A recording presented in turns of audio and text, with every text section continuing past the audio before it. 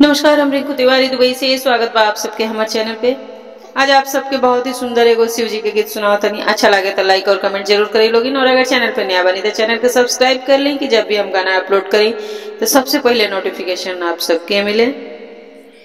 आरे नदिया किनारे शिव जी डमरू बजावे, सुतल गौरा उठेली चिहाय।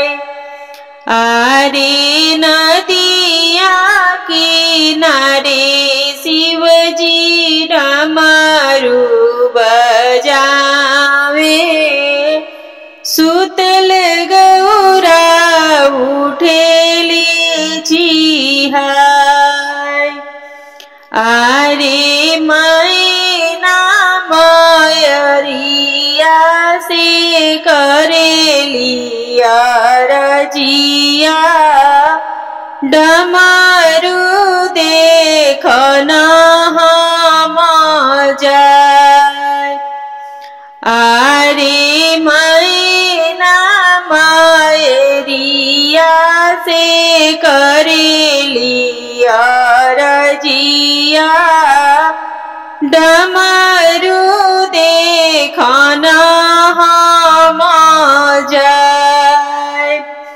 आरे उत हुए बेटी जोगिया फकीरवा, रूप देखी जइबू डेराय।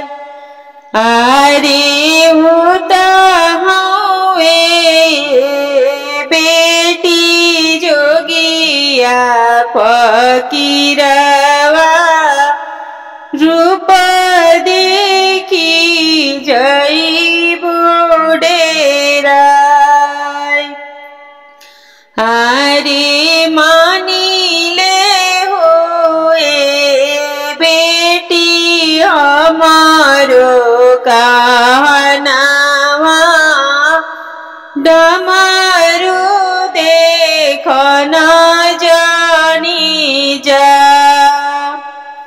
आरे मानिले हुए बेटी हमारो कहनावा, डमरू देखना जानी जा।